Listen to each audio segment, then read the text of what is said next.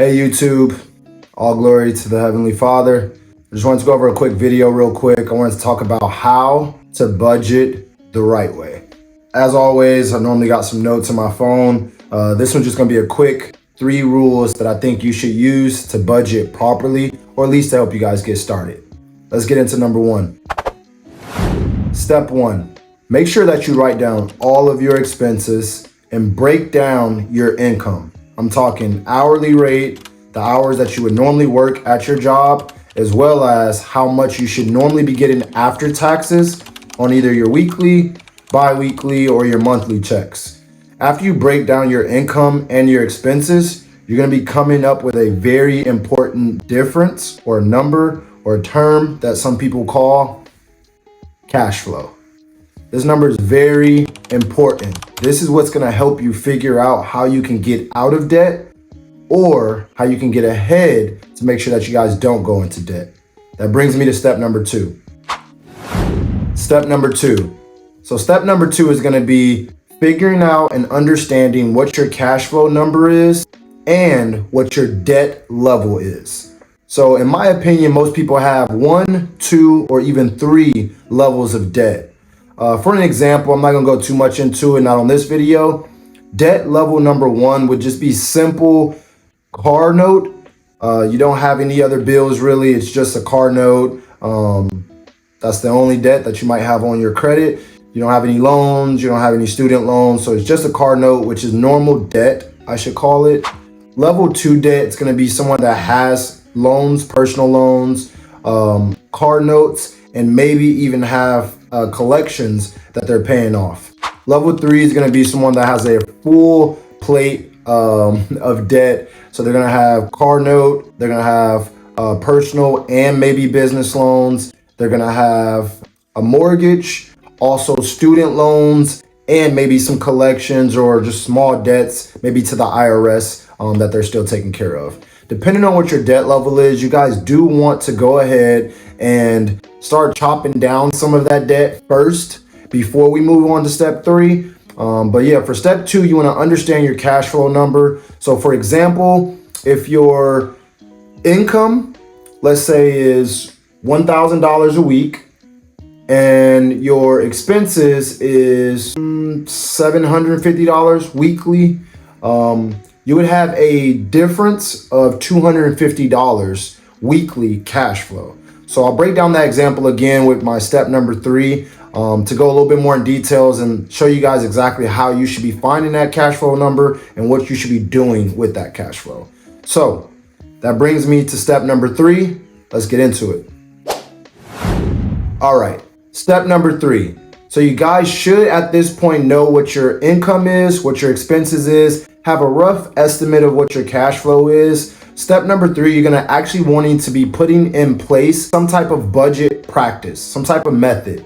So I'm not sure if you guys have heard of it. If you haven't, go ahead and look it up, or I might even make another video on it. But one of these methods are called the envelope method.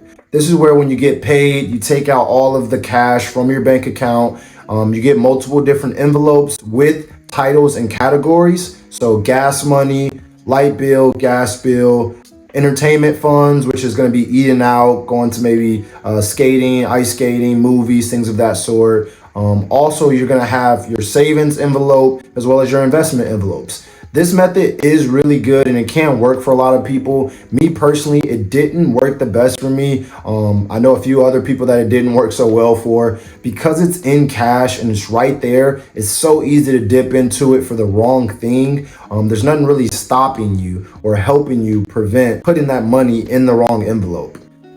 So me personally, I have a favorite method, which is going to be the 75, 10, 15 rule. Again, that's the 75, 10, and 15 rule. This is going to help you guys not only understand your budget, but it's going to help with other categories, making sure you're not putting too much money in the wrong thing. So let me break that down. You put 75% of your income only, max. You cannot go over this percentage of your weekly, bi-weekly, monthly, and yearly income. You can only put 75% towards your bills.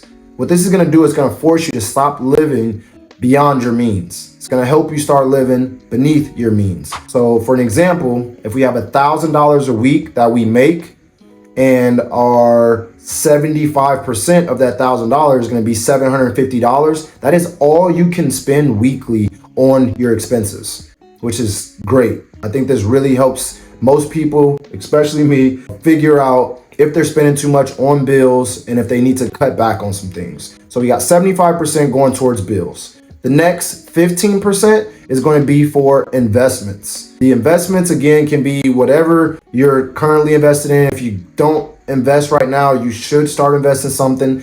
Depending on your debt level, number one, and number two, maybe start investing. Number three, let's probably cut down some of those debts and then move into investing. So 75% bills, 15% investments. My favorite, 10%, pay yourself first. That's going to be your savings. So 75, 15, 10%. This is how I budget. Personally, it works really good for me.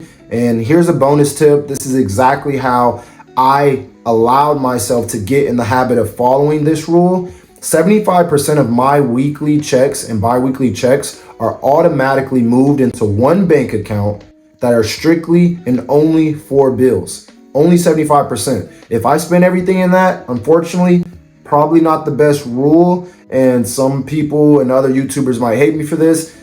That bill is gonna have to wait. I only got 75% to go to bills. I'm gonna cut back on my bills. I'm gonna find ways to save on those bills, maybe downsize on my place, downsize or get a better rate on my car note. But yeah, only 75% towards bills. That goes to its own bank account. Here's the trick. 15% investments, that goes to another bank account. Yes, I said it, 2 different bank accounts. A lot of people will tell you not to do this.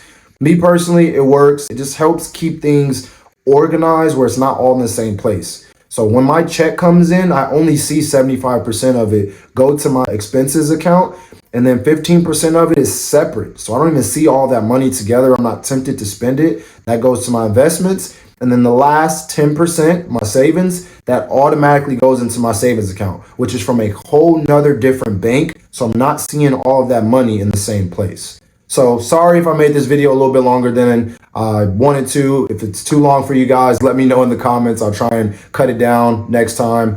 But yeah, I just wanted to go over real quick 3 steps and a bonus on how to start a budget and how to become better at budgeting, especially if you don't already have one. So I hope you guys really enjoyed this video. Let me know what you think in the comments. Don't forget, hit that like button.